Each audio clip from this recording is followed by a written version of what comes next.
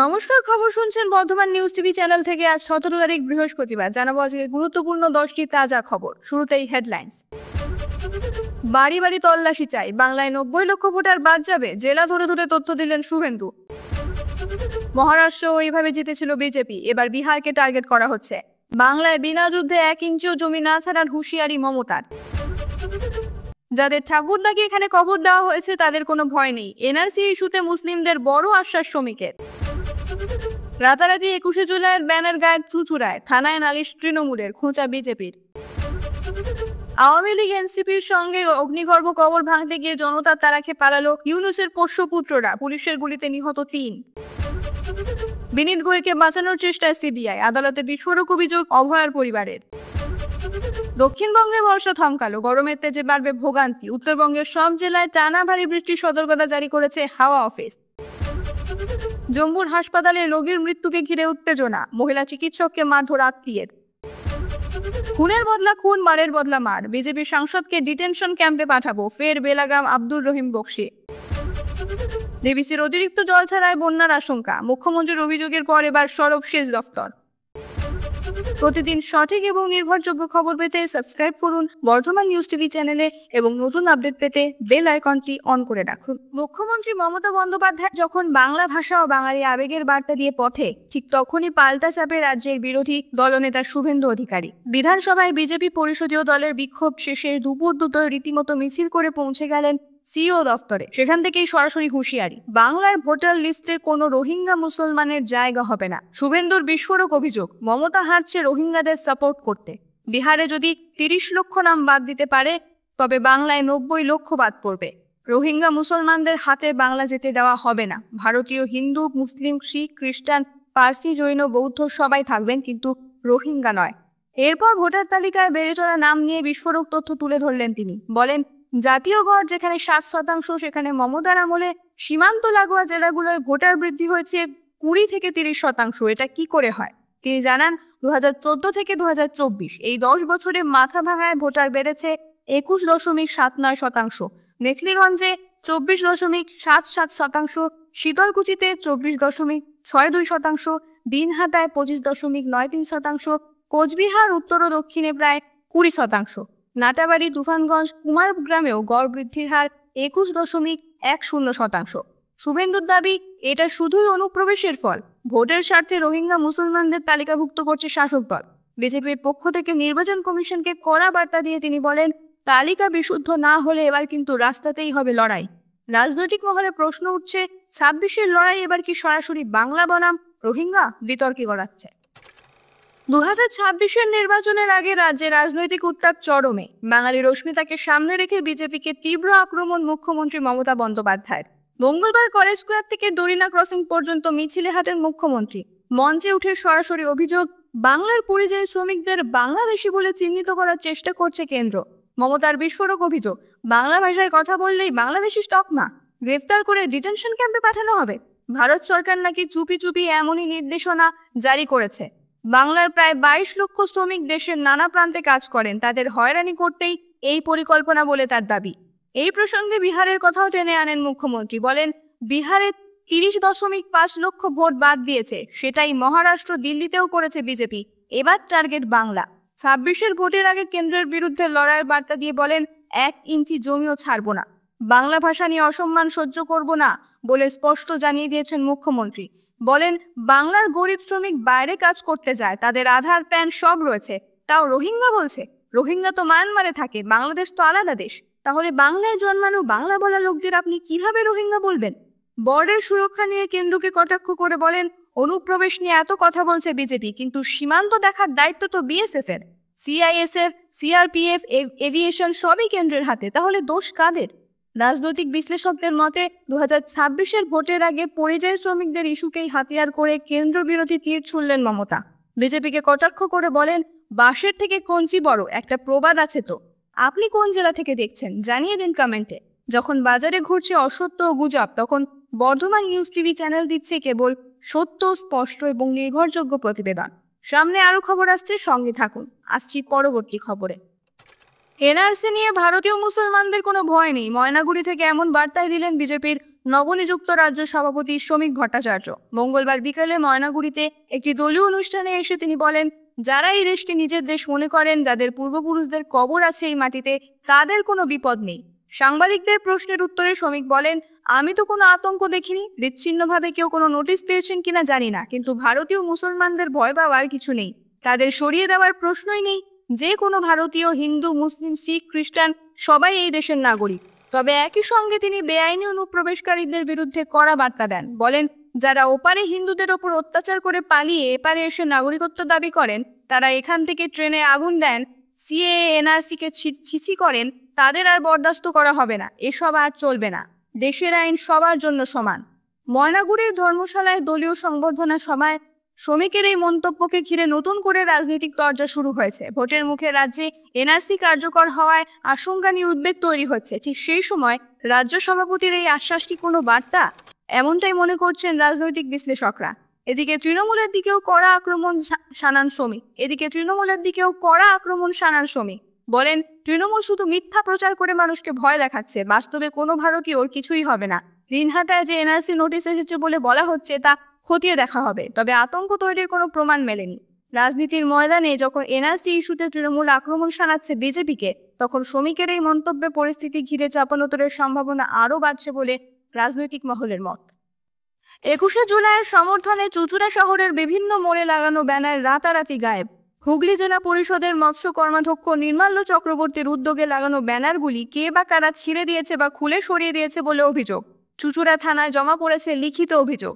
জানা গেছে, হুগলি মোড়, খাদিনা মোড় সহ একাধিক জায়গায় ব্যানার টাঙানো হয়েছিল, কিন্তু ব্যানার ছিঁড়ে দেওয়া হয়েছে। আবার কিছু একেবারেই উধাও। নির্মাল্যবাবুর দাবি, বিশেষভাবে সেই সমস্ত জায়গা থেকেই ব্যানার গায়েব হয়েছে যেখানে সিসি ক্যামেরা নেই। ফলে অভিযোগ উঠছে, পরিকল্পিতভাবে এই কাজ করা হয়েছে। ঘটনার পিছনে রাজনৈতিক চক্রান্তের অভিযোগ তুলেছে তৃণমূলের একাংশ। আবার বিজেপি সরাসরি গোষ্ঠীদ্বন্দ্বকেই দায়ী করছে।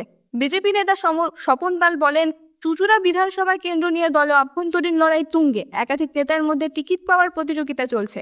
সেই দ্বন্দ্বের ফলে তৃণমূলেরই এই নেতার ব্যানার সরানো হয়েছে।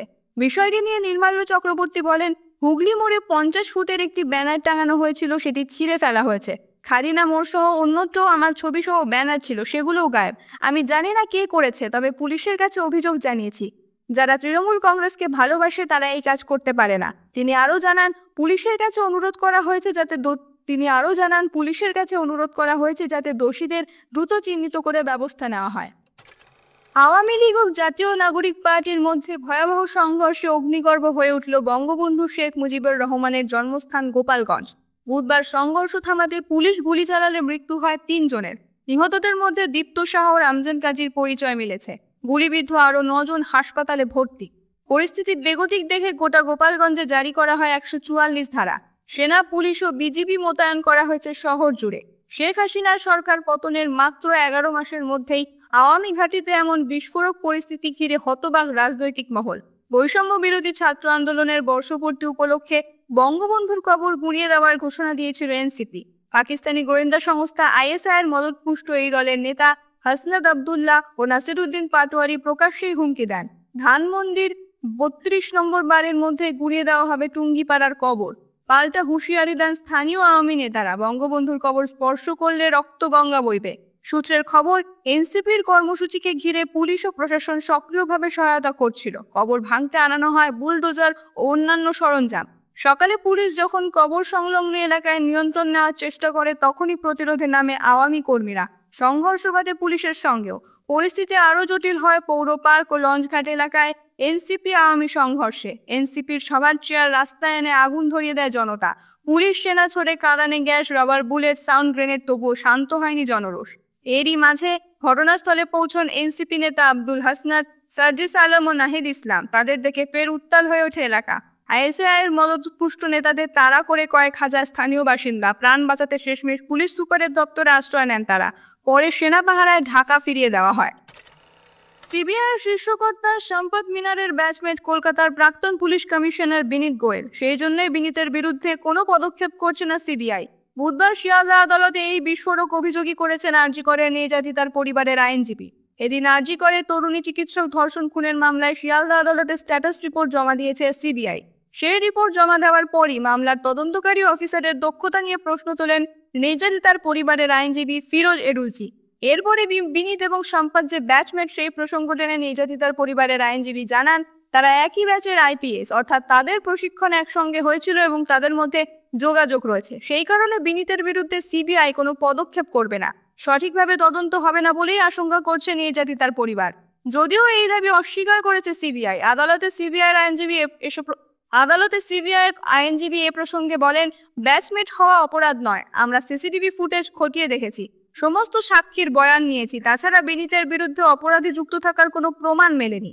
এদিন তদন্তের অগ্রগতি সম্পর্কে আদালত জানতে চাইলে সিবিআইয়ের আইনজীবী বলেন, মোট 32টি সিসিটিভি ফুটেজ খতিয়ে দেখা হয়েছে, হাসপাতালে কে আসছেন কে যাচ্ছেন সব দেখা হয়েছে। কিন্তু এরপরে নির্যাতিতার পরিবারের আইনজীবী পাল্টা প্রশ্ন তুলে বলেন, ঘটনাস্থলে পৌঁছানোর জন্য আরো 2টি রাস্তা রয়েছে, কিন্তু সিবিআই কেবল একটি জায়গায় সিসিটিভি ফুটেজই দেখছে, যেখানে সঞ্জয়কে দেখা গিয়েছে। তদন্তের কি আদৌ কোনো অগ্রগতি হয়েছে? নির্যাতিতার সঙ্গে যে 4 জন ডাক্তার ছিলেন তাদের কি হেফাজতে নেওয়া হয়েছে? এর পরিপ্রেক্ষিতে সিবিআই আদালতে জানায় 4 জনেরই লাইট ডিটেক্টর টেস্ট করা হয়েছে। তাছাড়া ঘটনায় দোষী সাব্যস্ত সঞ্জয়ের ডিএনএর সঙ্গে ঘটনাস্থল থেকে পাওয়া নমুনা মিলে গিয়েছে। তথ্য প্রমাণ ছাড়া আর কাউকে গ্রেপ্তার করা সম্ভব নয় বলেই জানিয়েছে সিবিআই। দক্ষিণবঙ্গে বৃষ্টির দাপট কিছুটা কমলেও উত্তরবঙ্গে আগামী কয়েকদিন ভারী থেকে অতি ভারী বর্ষণের সম্ভাবনা রয়েছে। পূর্ব উত্তরপ্রদেশ এবং তার সংলগ্ন অঞ্চলে অবস্থিত নিম্নচাপ এখন অনেকটাই দুর্বল। মৌসুমী অক্ষরেখা বর্তমানে পুরুলিয়া ও কাঁথির উপর দিয়ে উত্তর পূর্ব বঙ্গোপসাগর পর্যন্ত বিস্তৃত। এর সরাসরি প্রভাব পড়ছে রাজ্যে, এমনটাই জানিয়েছে আবহাওয়া দপ্তর। গাঙ্গেয় পশ্চিমবঙ্গে এই মুহূর্তে মৌসুমী অক্ষরেখার প্রভাব থাকলেও তা দুর্বল, ফলে দক্ষিণের জেলাগুলোতে ভারী বৃষ্টির সম্ভাবনা নেই। কোথাও কোথাও হালকা থেকে মাঝারি বৃষ্টির পূর্বাভাস রয়েছে, তবে তাপমাত্রা ও আর্দ্রতার কারণে অস্বস্তি বাড়বে। আজ উত্তর 24 পরগনা, দক্ষিণ 24 পরগনা, পূর্ব মেদিনীপুর, পশ্চিম মেদিনীপুর, পশ্চিম বর্ধমান, বাঁকুড়া ও পুরুলিয়ায় বজ্রবিদ্যুৎ সহ বিক্ষিপ্ত বৃষ্টির সম্ভাবনা বেশি। কলকাতা ও সংলগ্ন এলাকায় বিক্ষিপ্ত বৃষ্টিপাত হতে পারে। শুক্রবার থেকে দক্ষিণবঙ্গে বৃষ্টির পরিমাণ অনেকটাই কমবে বলে জানিয়েছে হাওয়া অফিস। আর্দ্রতাজনিত অস্বস্তি ও দিনের তাপমাত্রা আরও বাড়তে পারে। উত্তরবঙ্গে বর্ষা এবার মারাত্মক রূপ নিতে চলেছে। কয়েক দফায় ভারী থেকে অতি ভারী বৃষ্টির সতর্কতা জারি করেছে আবহাওয়া দপ্তর। বুধবার দার্জিলিং, কালিম্পং, জলপাইগুড়ি, আলিপুরদুয়ার, উত্তর ও দক্ষিণ দিনাজপুরে ভারী বৃষ্টির সম্ভাবনা রয়েছে। বৃহস্পতিবার ও শুক্রবার এই জেলাগুলোতে বজ্রবিদ্যুৎ সহ বিক্ষিপ্ত বৃষ্টি হতে পারে। শনিবার দার্জিলিং, কালিম্পং, জলপাইগুড়ি, আলিপুরদুয়ার এবং কোচবিহারে ভারী বৃষ্টির পূর্বাভাস দিয়েছে আবহাওয়া দপ্তর। রবিবার দার্জিলিং, জলপাইগুড়ি, আলিপুরদুয়ার এই 3 জেলায় অতি ভারী বৃষ্টির সতর্কতা আছে। কালিম্পং ও কোচবিহারে ভারী বৃষ্টি হতে পারে। সোমবার জলপাইগুড়ি, আলিপুরদুয়ার ও কোচবিহারে ফের ভারী বৃষ্টির আশঙ্কা জানিয়েছে আবহাওয়া দপ্তর। তবে মঙ্গলবার থেকে কিছুটা কমতে পারে বর্ষার দাপট। ফের সরকারি হাসপাতালে চিকিৎসকের উপর হামলা। এবার ঘটনাস্থল জম্মুর সরকারি মেডিকেল কলেজ। এক রোগীর মৃত্যুর পর চিকিৎসায় গাফিলতির অভিযোগ তুলে জরুরি বিভাগে ঢুকে এক মহিলা চিকিৎসককে আক্রমণ করলেন রোগীর আত্মীয়রা। সিসিটিভি ফুটেজে ধরা পড়েছে পুরো ঘটনা। দেখা গিয়েছে এক মহিলা সহ একাধিক ব্যক্তি জরুরি বিভাগের মধ্যে ঢুকে পড়েন। প্রথমে কথা কাটাকাটি শুরু হয় হাসপাতালের কর্মীদের সঙ্গে, তারপর সেই উত্তেজনা চরমে ওঠে। সাদা টি-শার্ট এবং কালো প্যান্ট পরা এক মহিলাকে দেখা যায় ওই মহিলা চিকিৎসককে ধাক্কা দিতে এবং পেটাতে, এমনকি পেটের কাছেও লাথি মারতে তাকে দেখা যায়। আক্রান্ত চিকিৎসক প্রাণ বাঁচাতে পাশে সরে যান। রোগীর আত্মীয়দের অভিযোগ, চিকিৎসায় গাফিলতির জেরে মৃত্যু হয়েছে তাদের পরিবারের এক সদস্যের। যদিও প্রশাসনের তরফে এই অভিযোগের সত্যতা এখন নিশ্চিত করা হয়নি। হাসপাতাল কর্তৃপক্ষ জানিয়েছে ঘটনার তদন্ত শুরু হয়েছে। সিসিটিভি ফুটেজ খতিয়ে দেখা হচ্ছে এবং একটি আভ্যন্তরীণ তদন্ত কমিটি গঠন করা হয়েছে। চিকিৎসকদের উপর এই ধরনের হামলার ঘটনা দেশে নিত্যদিনের চিত্র হয়ে উঠেছে। চিকিৎসক মহলের বক্তব্য, বারবার এমন ঘটনা ঘটছে অথচ হাসপাতালগুলোতে নিরাপত্তা বাড়ানোর নির্দিষ্ট কোনো ব্যবস্থা নেই। জম্মুর এই ঘটনায় আবারও সেই প্রশ্নই উঠে এলো সামনে। ভিন রাজ্যে বাঙালিদের উপর আক্রমণ বন্ধ না হলে বিজেপি সাংসদকে গ্রামে ঢুকতে না দিয়ে ডিটেনশন ক্যাম্পে পাঠাবো। উত্তর মালদার বিজেপি সাংসদের নাম না করে হুঁশিয়ারি দিলেন মালদা জেলা তৃণমূল সভাপতি আব্দুর রহিম বক্সি। রহিম বক্সির এই বেলাগাম মন্তব্যে শোরগোল পড়ে গিয়েছে রাজ্য রাজনীতিতে। তৃণমূল নেতার এমন মন্তব্যের কড়া ভাষায় জবাব দিয়েছেন বিজেপি সাংসদ খগেন মুর্মু। ফের বেলাগাম মন্তব্য করে বিতর্কে জড়ালেন মালদা জেলা তৃণমূল কংগ্রেসের সভাপতি আব্দুর রহিম বক্সি। ভিন রাজ্যে বাঙালি পরিযায়ী শ্রমিকদের ওপর আক্রমণের প্রতিবাদে বুধবার রাজ্য জুড়ে মিছিল করে তৃণমূল। মালদা তৃণমূলের প্রতিবাদ এই কর্মসূচি থেকে বিজেপি সাংসদকে বেলাগাম আক্রমণ করেন রহিম বক্সি। উত্তর মালদার বিজেপি সাংসদকে নাম না করে এদিন কড়া ভাষায় আক্রমণ করেন এই তৃণমূল নেতা। মঞ্চ থেকে রহিম বলেন, দেশের অন্যান্য রাজ্যগুলিতে যদি বাঙালিদের ওপর আক্রমণ বন্ধ না হয় তাহলে এখানে বিজেপির যে সাংসদ আছেন তাকে গ্রামে ঢুকতে দেব না। দেখব তিনি কিভাবে গ্রামে ঢোকেন। গ্রাম থেকে বয়কট করে ডিটেনশন ক্যাম্প করে ওনাকে ঢুকিয়ে দেব। গোটা রাজ্যে কি হবে জানি না, মালদা তৃণমূল মারের বদলে মার দেবে, খুনের বদলে খুন হবে। নিজের মন্তব্য প্রসঙ্গে রহিম বক্সির দাবি, মালদা জেলা থেকে সবথেকে বেশি শ্রমিক বাইরে কাজ করতে যাচ্ছে, বিভিন্ন রাজ্যে তারা আক্রান্ত হচ্ছেন। এখানকার বিজেপি সাংসদ কেন্দ্রীয় সরকারকে এই নিয়ে কিচ্ছু বলছে না, তাই এই কথা আমি বলছি। তৃণমূল নেতার বিতর্কিত মন্তব্য প্রসঙ্গে সাংসদ খগেন মুর্মুর কটাক্ষ, উনি মুখ খুললেই কুকথা বের হয়, বিধানসভায় খাতা খুলতে পারবে না বুঝতে পেরে ভারসাম্য হারিয়ে ফেলেছেন। প্রসঙ্গত এদিন সারা রাজ্যের সঙ্গে মালদাতেও জেলা তৃণমূলের পক্ষ থেকে মালদা কলেজ গেটের সামনে থেকে প্রতিবাদ মিছিল বের করা হয়। পোস্ট অফিস মোড়ে গিয়ে শেষ হয় ওই মিছিল। উপস্থিত ছিলেন জেলা তৃণমূল সভাপতি আব্দুর রহিম বক্সি, রাজ্যের প্রতিমন্ত্রী তাজমুল হোসেন, জেলা পরিষদের সভাপতি লিপিকা বর্মন প্রমুখ। ডিভিসিকে ফের চিঠি পাঠালো রাজ্য সরকার। বুধবার সন্ধ্যায় রাজ্যের শেষ দফতরের তরফে এই চিঠি পাঠানো হয়। রাজ্যের তরফে ডিভিসিকে অনুরোধ জানানো হয়েছে যাতে তারা জল ছাড়া উল্লেখযোগ্যভাবে কমায়, কারণ অতিরিক্ত জল ছাড়ার জেলে ইতিমধ্যেই রাজ্যের একাধিক জেলায় বন্যা পরিস্থিতি তৈরি হয়েছে। চিঠিতে জানানো হয়েছে নদীগুলোর মধ্যে বিশেষভাবে রূপনারায়ণের জলস্তর বিপদসীমার উপর বইছে। পূর্বাভাস অনুযায়ী নিম্নচাপ পূর্ব উত্তরপ্রদেশের দিকে সরে যাচ্ছে এবং ঝাড়খণ্ডে বৃষ্টিপাত কমেছে। এই পরিস্থিতিতে ডিভিসি যদি এখন অতিরিক্ত জল ছাড়ে তাহলে হাওড়া, হুগলি, পূর্ব পশ্চিম মেদিনীপুর, দুই বর্ধমান সহ একাধিক জেলা ভয়াবহ জলমগ্ন হয়ে পড়তে পারে। তাই অবিলম্বে জল ছাড়া কমানোর জন্য অনুরোধ জানিয়েছে রাজ্য সরকার। এর আগে মঙ্গলবার ডিভিসির ভূমিকা নিয়ে প্রকাশ্যে ক্ষোভ উগরে দেন মুখ্যমন্ত্রী মমতা বন্দ্যোপাধ্যায়। তিনি অভিযোগ করেন, 18 জুন থেকে ডিভিসি 27,000 লক্ষ কিউবিক মিটার জল ছেড়েছে। রাজ্যে বারবার অনুরোধ করার সত্ত্বেও জল ছাড়ার বিষয়টি গুরুত্ব পাচ্ছে না বলেই ক্ষোভ প্রকাশ করেন তিনি।